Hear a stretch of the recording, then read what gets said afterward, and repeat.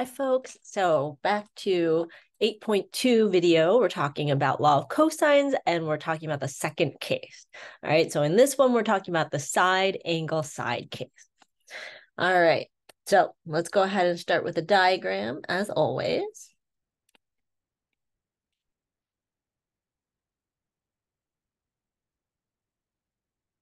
And we're going to go ahead and draw our triangle.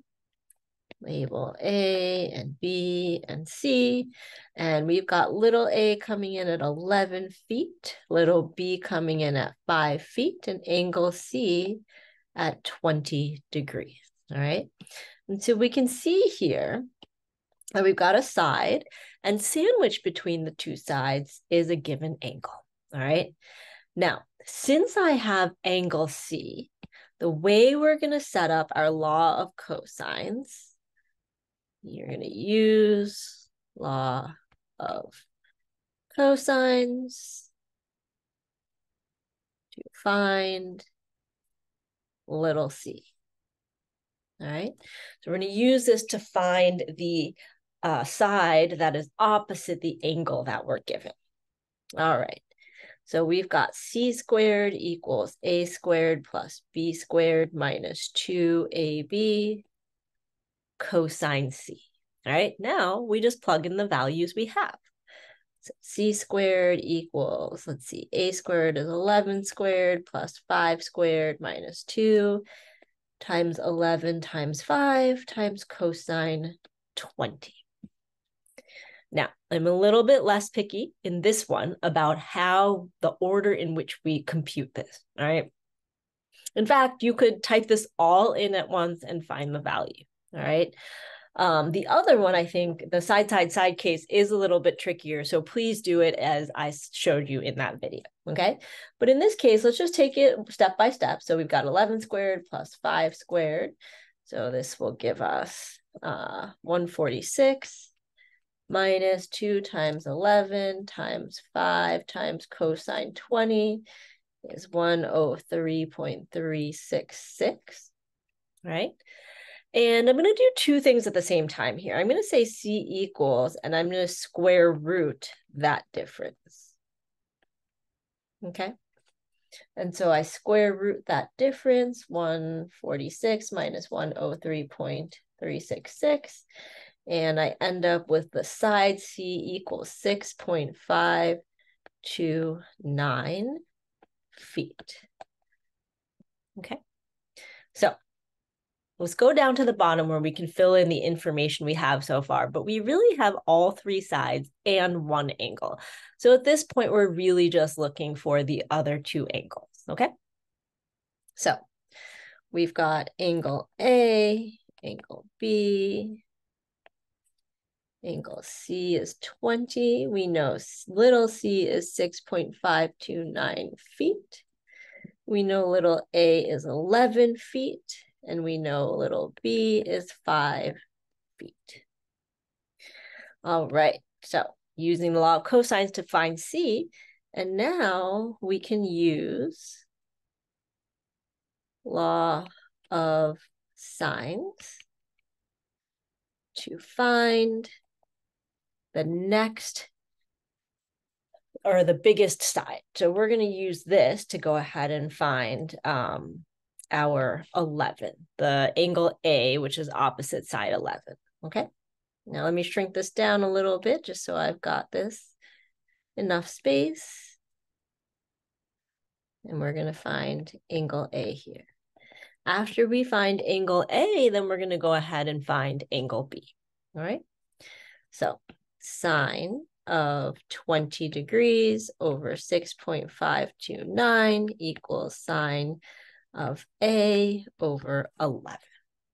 We'll cross multiply, we'll divide, we'll get sine A equals 11 sine 20 divided by 6.529, all right?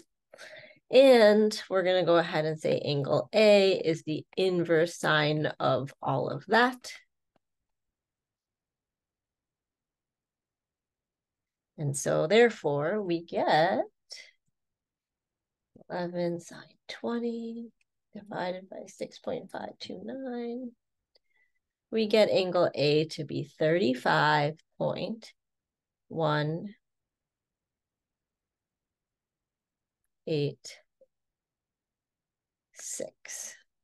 degrees. Okay. Now, I'm going to pause for a moment because I think this is really important. Okay. We have angle C as 20. And we have angle A as 35. All right. Now, if we do just a little bit of mental math, we might notice here that angle B is going to be an obtuse angle, meaning it's going to be larger than 90 degrees.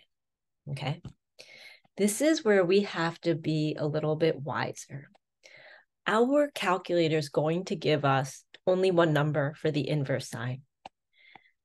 But my friends, we have to do 180 minus this number and get 144.814.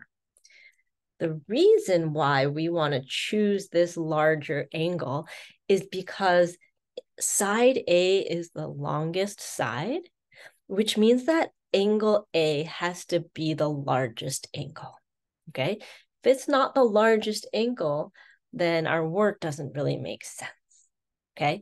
So this is a case where there are two possible triangles, but really only one of them makes sense with the biggest side being opposite the biggest angle, okay?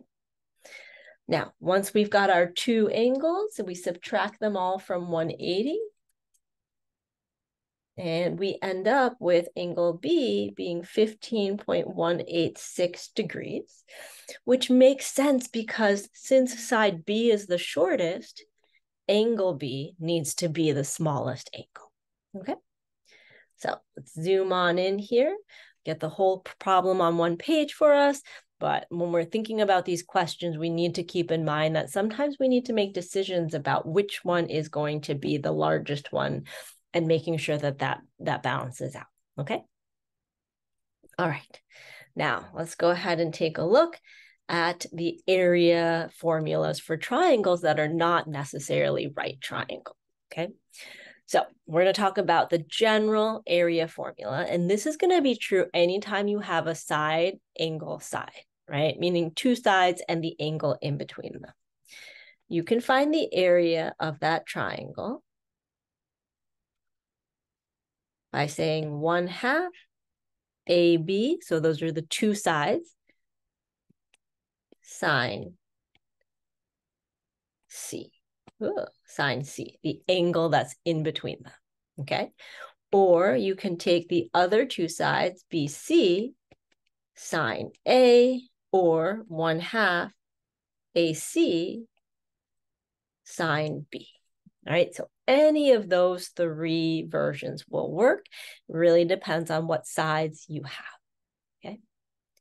Now there's another formula for a different case, sort of the other case of law of cosines. We call this Heron's formula, all right?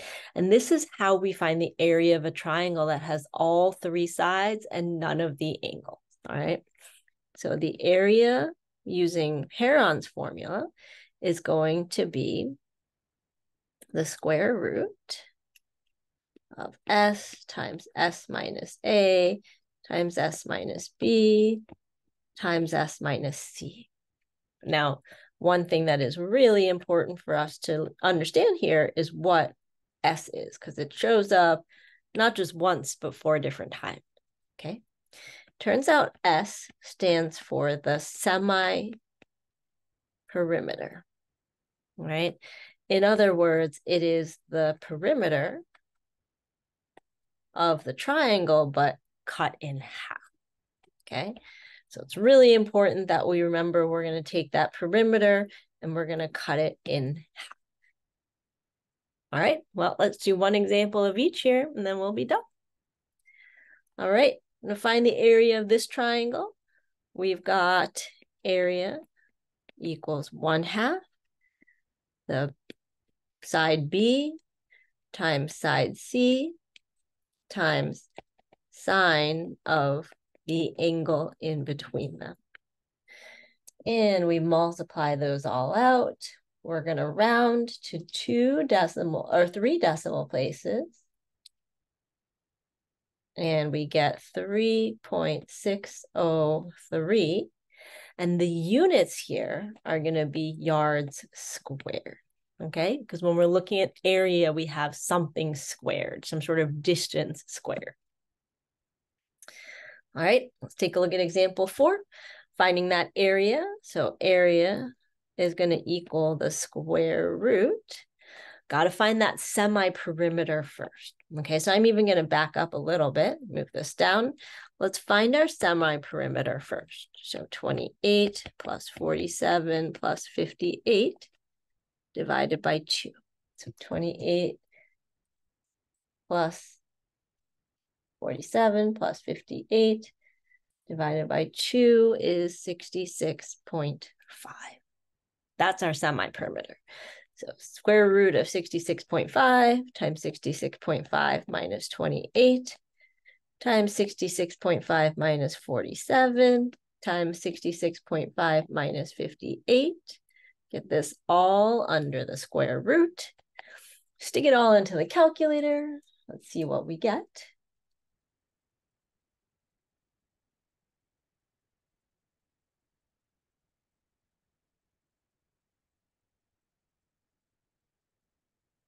And we get 651.430. And the units for that is going to be feet squared. Okay. So my friends, that is our area for triangles that are not necessarily right triangles. It works for all triangles. And that is the end of 8.2.